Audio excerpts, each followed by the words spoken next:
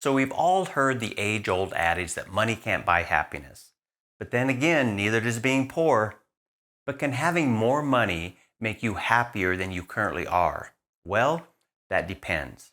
This video will take a fresh look at the latest research on the relationship between money and happiness and explore the impact of social comparisons, the quest of financial success, and the deeper question of what happiness truly means in our world today.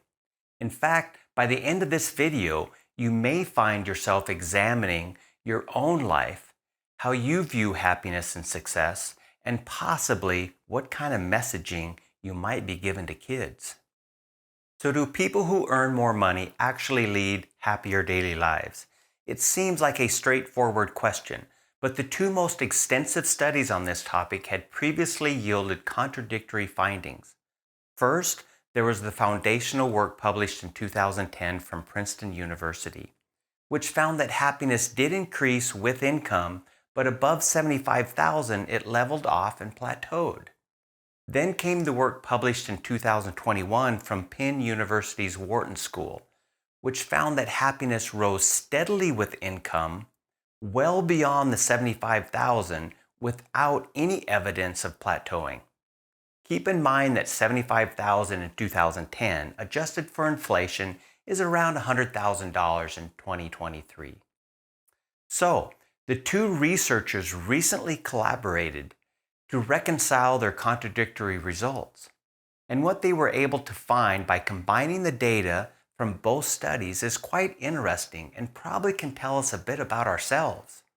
Once the data from the two studies were broken down and analyzed, they found that more money does continue to increase happiness levels, but only for the people who are already happy in the first place.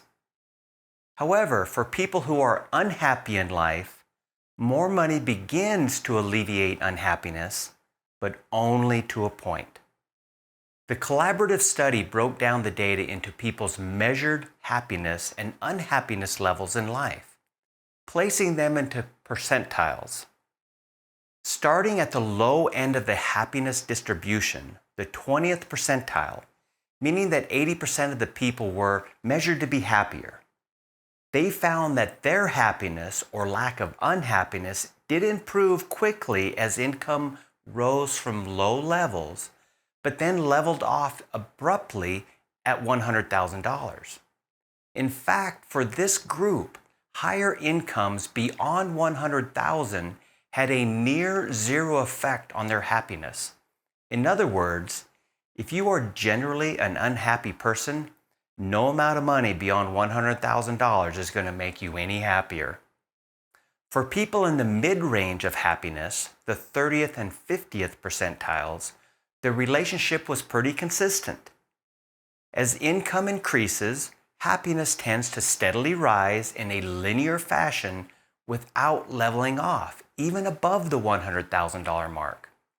However, for the happiest 30% of people across various income categories, happiness also steadily increased in a linear fashion up to $100,000, but then the happiness levels started to increase at even an accelerated rate beyond the $100,000 level.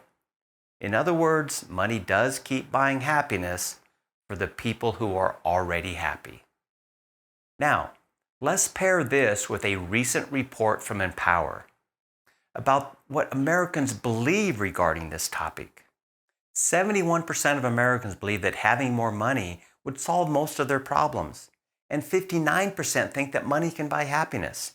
Well, I guess that might depend on how happy they already were in the first place.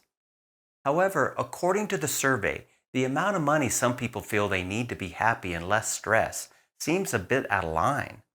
Overall, Americans say they need an average salary of around $284,000 to be happy. But millennials really have some hefty expectations. They believe they need about $526,000 in annual salary for happiness. Considering that the median income for families is $73,400, there must be a lot of disappointed and unhappy people out there. According to the latest Federal Reserve survey of consumer finances in America, The income of 245,400 would place you in the 90th percentile of income for families in the United States. I guess for some of those millennials, they don't believe they can be happy unless they are in the top 1% of income earners. Oh, and just a quick reminder before we continue. Please hit the like button, subscribe, and leave me some comments below. I'd sure like to hear your thoughts. Okay, now, of course, more money isn't necessary for happiness. However, money can play a crucial role. Just ask anybody that doesn't have any. Higher incomes, for example, grant us access to better homes and safer neighborhoods, improved health care and nutrition, fulfilling work, and more leisure time to do the things that you truly enjoy.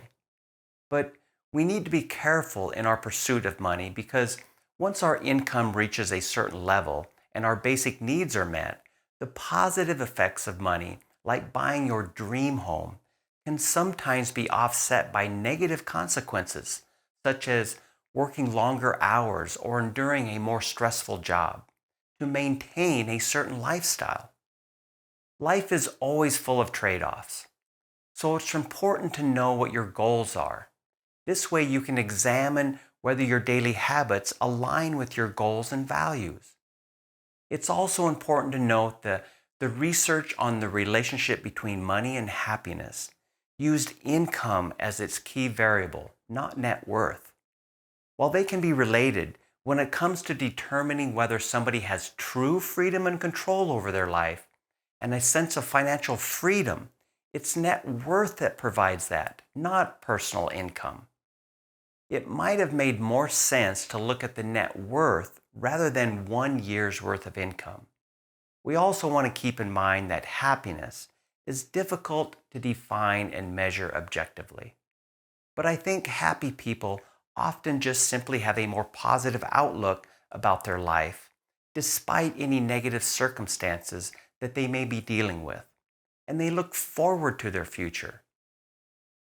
That's why we want to be very careful about who we associate with. There are many articles and studies about the habits of success, but most every one of them includes removing toxic people from our life. It seems some people wake up and go through their day just looking for reasons to be offended or unhappy about something.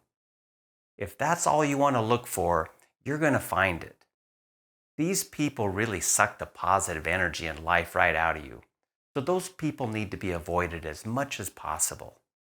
Speaking of negativity, we might want to take a close look at what's called our primal world beliefs, which are basic beliefs about what's referred to as the world's character, so to speak.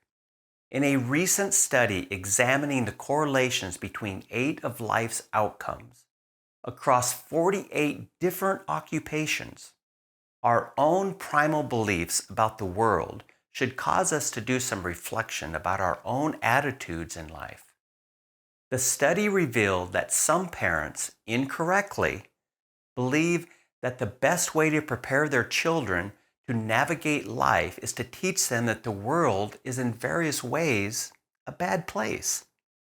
This includes the belief that the world is full of physical threats, does not reward or punish fairly, things that happen are rarely funny, the world is full of fragile situations that can easily fall apart, it's a cutthroat environment, and things in the world are getting worse.